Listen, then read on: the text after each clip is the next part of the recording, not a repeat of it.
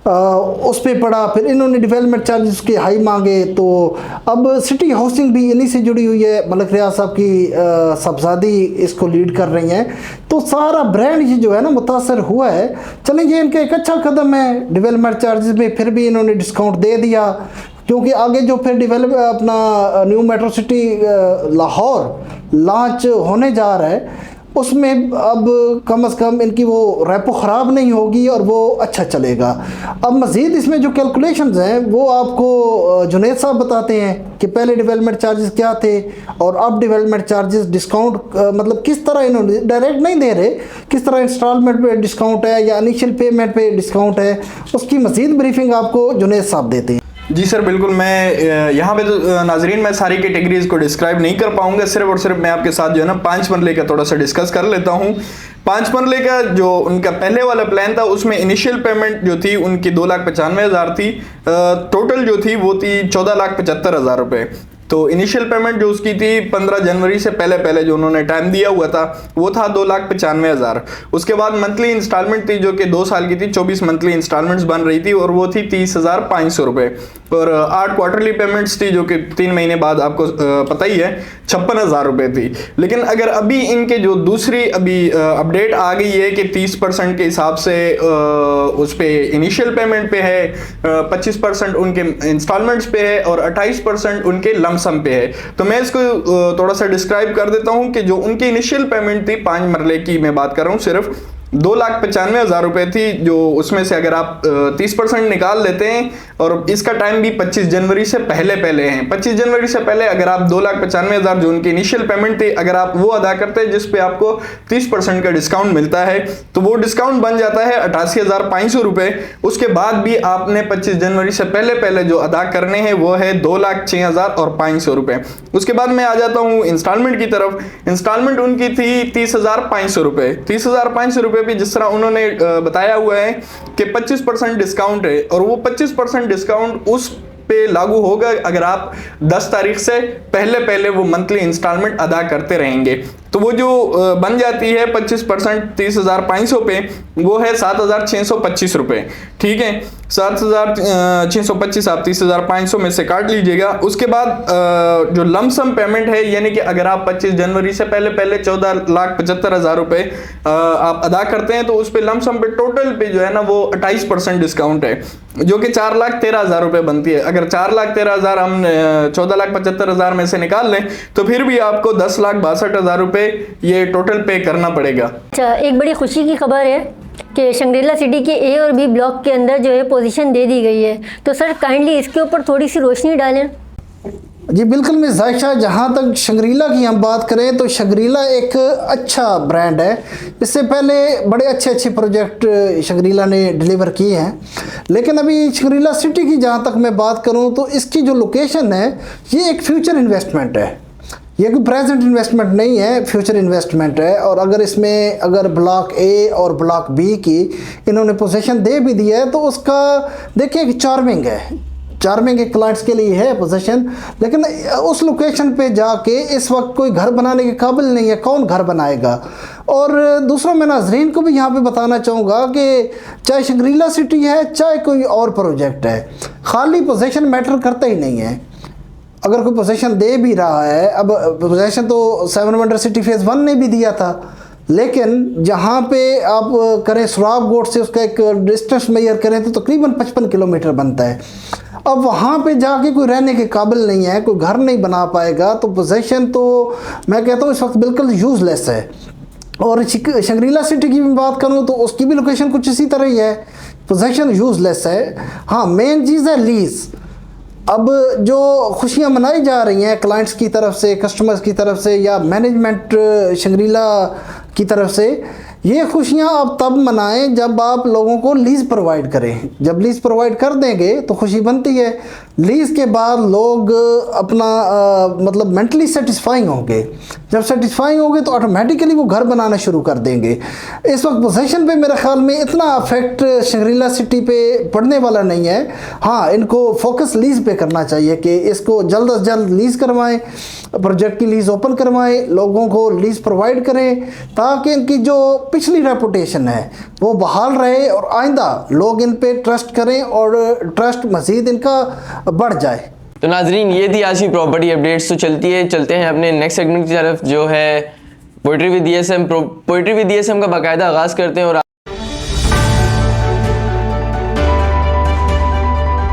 आज का पहला शेर मैं ही सुना देता हूँ। तो पहला शेर आज का जॉन एलिया साहब का है। फरमाते हैं कि एक बार फिर से दिल तोड़ मेरा, एक बार फिर से दिल तोड़ मेरा, अभी कुछ एतबार बाकी है तुझ पर। तो अगले शेर की जो रिक्वेस्ट मैं करूँगा वो सर से करना चाहूँगा। इस सर, आज का अगला शेर आप हमें सुनाएं। जी वामिक, आज का मेरा शेर है अल्लामा इकबाल साहब का। नहीं है ना उम्मीद इकबाल अपनी कश्ते वीरां से, नहीं है ना उम्मीद इकबाल अपनी कश्ते वीरां से, ज़रा नम हो तो ये मट्टी बड़ी जरखेज़ है साकी। ज़रा नम हो तो ये मट्टी बड़ी जरखेज़ है। बहुत खूब सर। ये सर एक छोटा सा शेर मेरी तरफ से भी है कि खुद से जीतने की ज़िद है मुझे, खुद से जीतने की ज़िद है मुझे, खुद को ही हराना है। मैं भीड़ नहीं हूँ दुनिया की, मैं भीड़ नहीं हूँ दुनिया की, मेरे अंदर एक ज़माना है। वाह वाह वाह, जुनैद साहब क्या खूबसूरत शेर सुनाए हैं। और मेरा भी सुन दो। इकबाल साहब का शेर है, बहुत पुराना शेर आपने शायद सुना हो, लेकिन मुझे बहुत पसंद है इसलिए पढ़ना चाहूँगा। ज़रूर। शेर ये है कि हज़ारों साल नरगिस अपनी बेनूरी पे रोती है, हज़ारों साल नरगिस अपनी बेनूरी पे रोती है, बड़ी मुश्किल से होता है चमन में दीदवर पैदा। हाय, बहुत खूब। माशाल्लाह शहबाज, बड़ा प्यारा शेर है।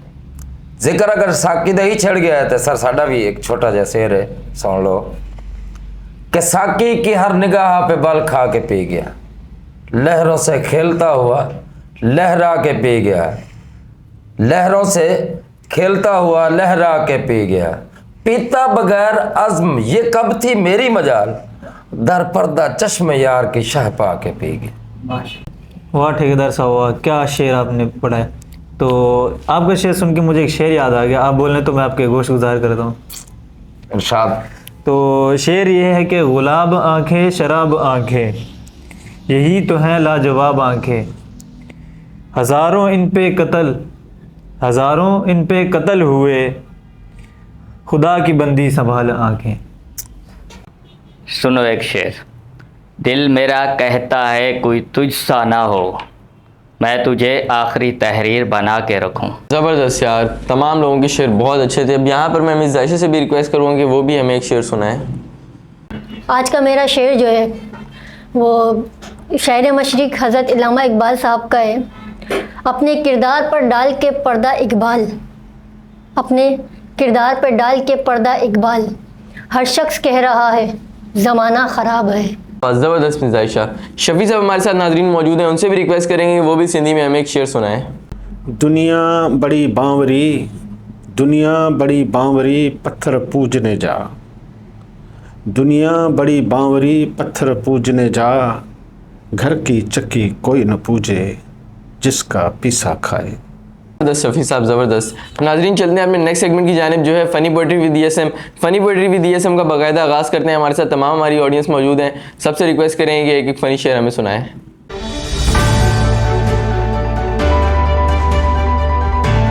छोटी सी ज़िंदगी लंबा सा रास्ता, छोटी सी ज़िंदगी लंबा सा रास्ता, वो मुझसे शादी कर ले तेन खुदा दा वास्ता। वाह वामिक, शादी यही नहीं होनी भाई, अबे तो मिनते तरले कर, ठीक है, कुड़ी न मिनते तरले नहीं कर। शेर मैं भी सुना देता हूँ एक कि मोहब्बत दूर की अच्छी, रोटी तंदूर की अच्छी, दाल मसूर की अच्छी, और बंदी अब्दुल गफूर की अच्छी, खुदा दनाले गफूर न चित्तर मारेगा। तो आप ही तो बुलवाया है, अगले मैं बुलवाया है तो चढ़ दे फिर चेंज कर ले। मैं तो कहना एक और हो जाता है। हाँ तो तू शुरू करना। अच्छा मैं शुरू करदा। जिंदगी अपनी मस्ती में जिया करो, इश्क बुरी चीजें मत किया करो, आहा, और अपना सारा ध्यान पढ़ाई की तरफ मोड़ लो। ठेकेदार अपनी गर्लफ्रेंड को मेरे भरोसे छोड़ दो। वाह जुनैद वाह, क्या क्या क्या कहने तुम लोगों के। और शहबाज तूने तो हद ही कर दी पूरी।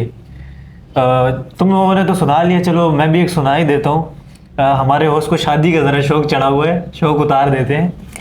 ये शादी नहीं आसान, समझ बस इतना समझ लीजिए, ये शादी नहीं आसान, बस इतना समझ लीजिए, हरी मिर्च की कुल्फ़ी है, चूस के खानी है।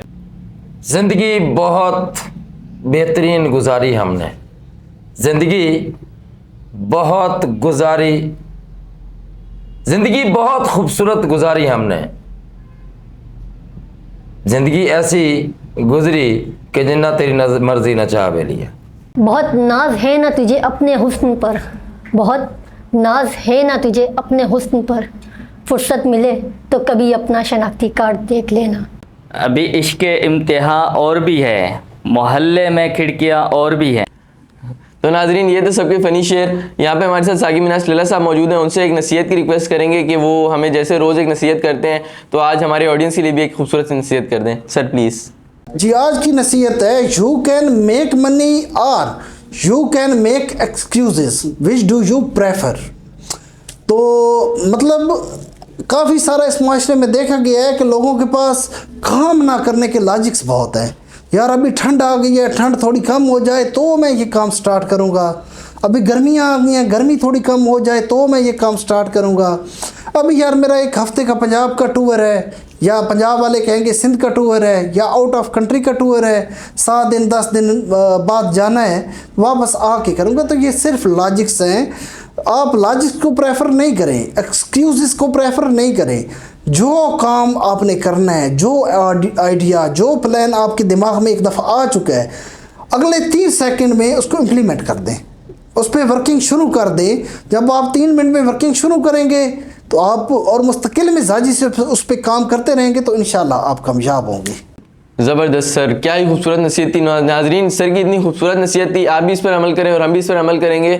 नाजरीन, आज की प्रॉपर्टी कचहरी का अख्ताम भी यहीं भी करेंगे। इंशाल्लाह मुलाकात होती है आपसे नेक्स्ट प्रॉपर्टी कचहरी की वीडियो में। और मज़ीद प्रॉपर्टी कचहरी के शोज़ देखने के लिए हमारे यूट्यूब चैनल को सब्सक्राइब करें, फेसबुक और टिकटॉक अकाउंट पर भी हमें फॉलो करें। मिलते हैं आपसे नई प्रॉपर्टी कचहरी के एक और एपिसोड के साथ, तब तक के लिए दें इजाज़त। अल्लाह हाफिज़।